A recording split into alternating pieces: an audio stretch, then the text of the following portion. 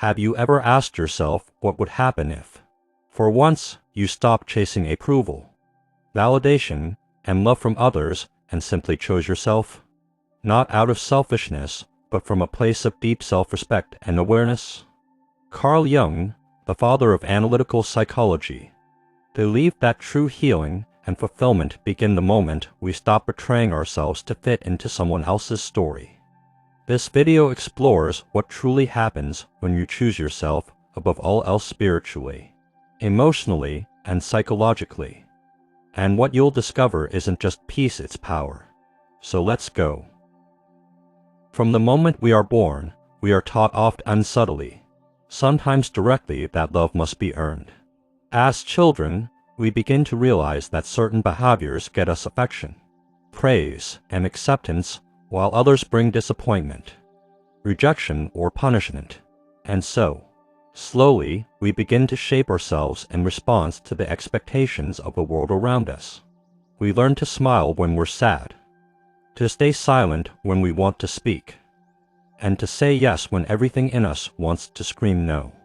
Over time, the authentic self, the raw, unfiltered being we came into the world as, becomes buried beneath layers of masks, person-as, and performances. Carl Jung called this constructed identity the persona, the version of ourselves we create to meet the demands of society. While the persona is not inherently bad, in fact, it helps us navigate social situations and protect ourselves, it becomes dangerous when we forget it's just a mask. When we confuse the persona with our true identity, we begin to live a life of quiet disconnection. We smile on the outside but feel hollow within. We may appear successful, agreeable, even admired, but deep down, there's an ache, a sense that something essential has been lost. That loss is the cost of self-abandonment. It's what happens when we silence our inner truth in favor of external approval. You might feel it as anxiety that lingers without cause, or a fatigue that sleep can't cure. You might feel it when you look in the mirror and realize you no longer recognize the person staring back. This isn't simply burnout or stress, it's the soul's cry for authenticity. It's the body and psyche signaling that you've been living for others for too long. The tragedy of abandoning yourself is that, while others may love the version of you that you present to them, they never get to love the real you because you haven't allowed that self to exist freely. And so you live in a world where you are liked, perhaps even needed, but not truly known. You walk through life playing a role that feels increasingly difficult to maintain, while secretly yearning to drop the script and just be. But perhaps the deepest cost of self-abandonment is the way it blinds us to our own potential. When you're constantly adapting to others, you forget to ask yourself what you want, what makes you come alive, what you're here to do, create, and become. The voice within you, the one that knows your passions, your limits, your purpose, grows quieter with each compromise. And eventually, you may come to believe it was never there at all. Jung believed that this disconnection from the true self was one of the greatest psychological tragedies of modern life.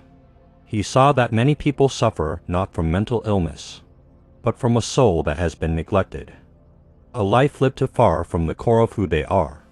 And until we acknowledge the cost of abandoning ourselves, until we become honest about the pain of living a life tailored for others, we remain stuck in a loop of frustration, numbness, and silent despair. But acknowledging that cost is the first step to reclaiming what was lost. Because once you see how far you've drifted from yourself, you can begin the journey home. There comes a moment, quiet, powerful, often born out of exhaustion or heartbreak, when you realize that you can't keep living like this. The weight of pretending, pleasing, and performing becomes too heavy. The desire for something real, something aligned, starts to stir.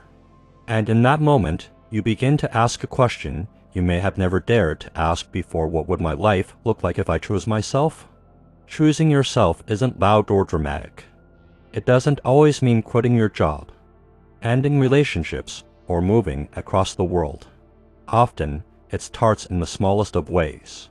You pause before saying yes, You ask yourself if your obligations are truly yours. You begin to notice the places in your life where you've been quiet for too long. And slowly, you start to reclaim your voice, not the voice shaped by others' expectations, but the one that comes from somewhere deeper, older, wiser. Carl Jung believes that each person is on a path toward individuation, the process of becoming whole. It means integrating the hidden parts of ourselves, the unconscious, the shadow, and learning to live in a way that reflects the entirety of who we are, not just the parts we think are lovable. And this process begins when we choose to stop betraying ourselves. But this turning point is not easy. Choosing yourself will often make others uncomfortable. You may be called selfish, distant, or difficult. The people who were comfortable with your compliance might resist your authenticity. And that resistance hurts, especially when it comes from those you love. But what hurts more in the long run is continuing to live a life that isn't yours. Choosing yourself is an act of radical courage. It's saying, I matter too. My needs, my truth, my desires, they count. It's refusing to shrink for others' comfort. It's learning to hold your ground, even when your voice shakes. It's trusting that what is meant for your most authentic self will not require your silence to survive. And as hard as it may be at first, this decision sets something powerful in motion. You begin to feel clarity where there was once confusion. You feel lighter, freer, even when nothing external has changed. Because the greatest shift isn't in the world around you, it's in the way you now relate to it. You are no longer begging to be chosen. You are becoming the one who chooses. Once you begin choosing yourself, not out of ego, but out of alignment, something deep inside you begins to awaken. It doesn't happen overnight. There is no dramatic transformation or sudden burst of enlightenment. Instead, there's a quiet unfolding. Like a fog slowly lifting after years of confusion. You begin to notice subtle but undeniable shifts. You speak with more clarity. You pause before defaulting to people-pleasing. And you start to feel strangely at peace with the idea of disappointing others if it means staying true to yourself. Carl Jung described this emergence as a movement toward the self, the totality of who you are, beyond the mask of the persona or the fragmentation of the shadow. The self is not a role you play. It's not a label or identity. It is the deep, integrated wholeness of your being. And once you begin to connect with it, your life starts to feel different, not because the outer world has changed, but because you've stopped abandoning your inner world. Relationships begin to look different. 2. You no longer seek people to complete you or fix your wounds. Instead, you seek people who reflect and honor your wholeness. Conversations become more honest. Some friendships may fade, not because of conflict, but because you're no longer willing to pretend. You start to attract people who resonate with your truth, not your performance. And though this may lead to fewer relationships, the ones that remain or the ones that newly emerge feel deeper, more nourishing, more real. In this phase, you begin to feel safer in your own body. You no longer chase constant validation or over-explain your boundaries. You trust yourself more, not just your thoughts, but your intuition, your instincts. And from that inner trust grows a new kind of confidence, one that doesn't shout or demand, but stands tall in silence.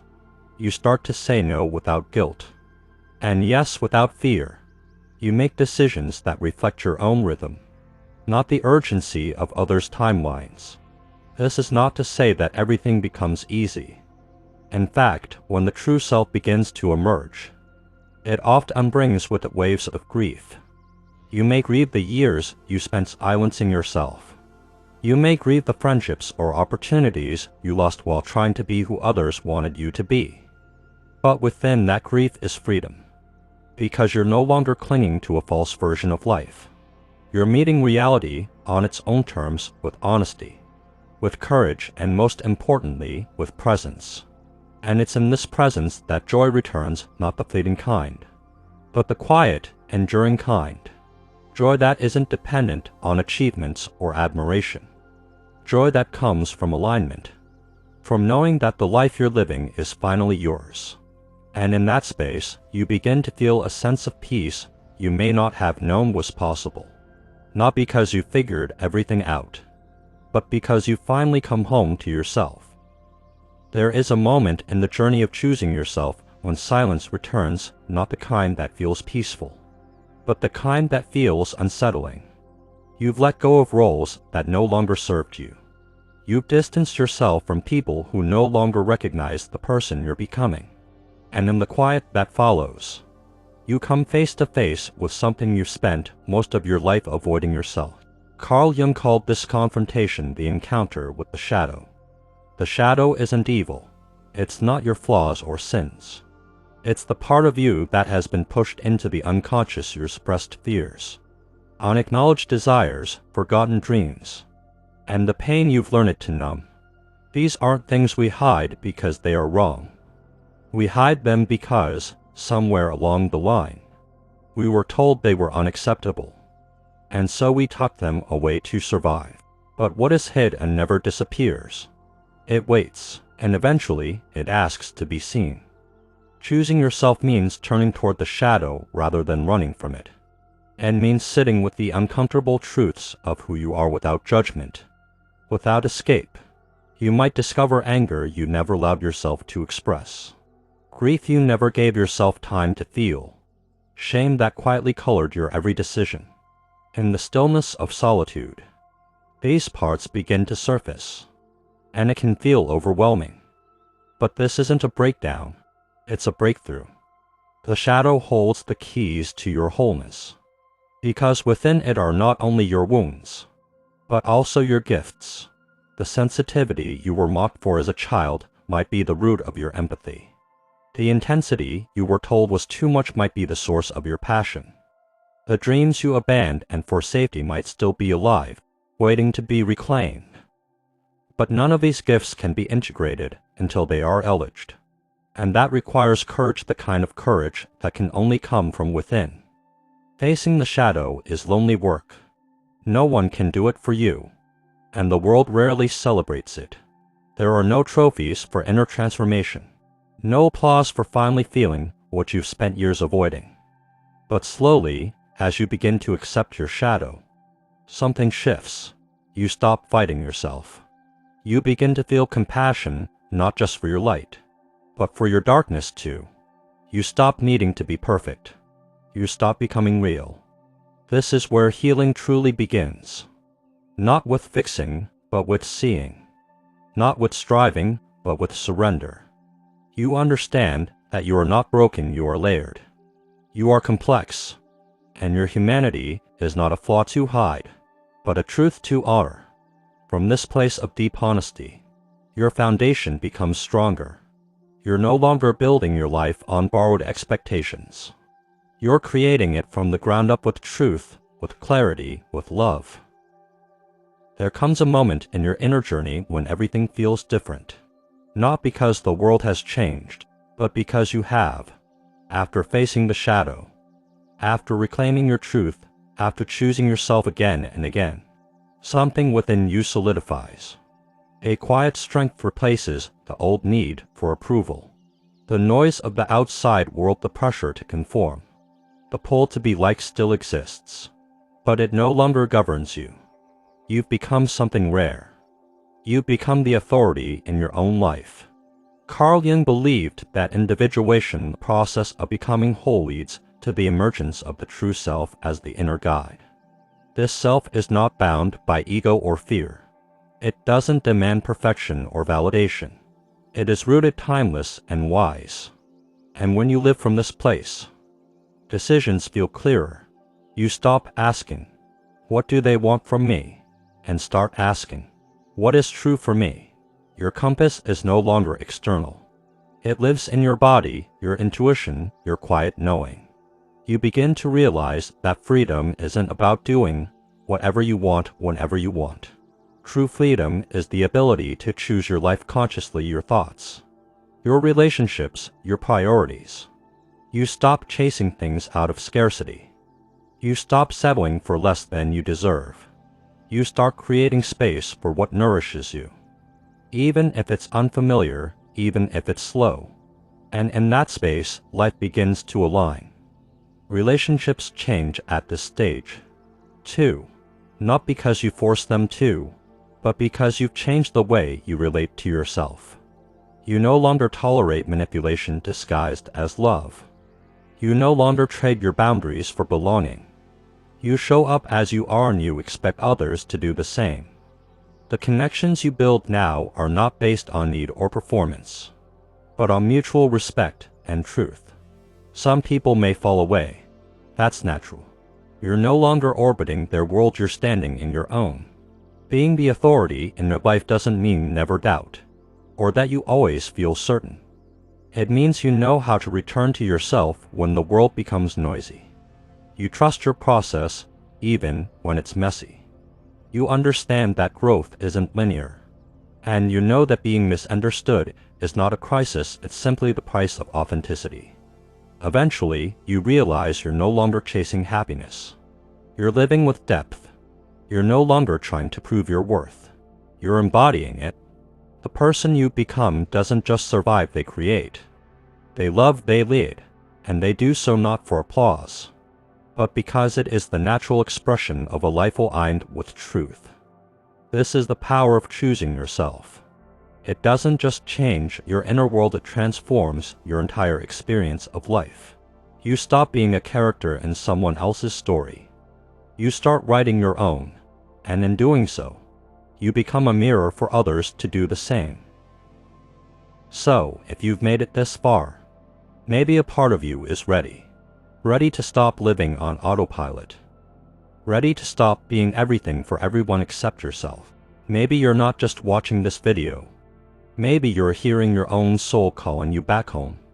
Carl Jung taught us that the journey inward is not the easiest path, but it is the most essential. Choosing yourself will challenge you, stretch you, and at times break you open. But what it gives you in return is priceless: your freedom, your wholeness, your life. If this message spoke to something deep within you, something you've been trying to name, then don't let it end here. Reflect on it. Return to it. Live it, because the world doesn't need more perfect people. It needs more whole people, and that begins with you. If this resonated, I invite you to support the channel by liking this video, subscribing, and sharing it with someone who may need it. Drop a comment below, I read all of them, and let's continue this journey together. Until next time, stay grounded, stay true, and never forget you were never meant to betray yourself just to belong.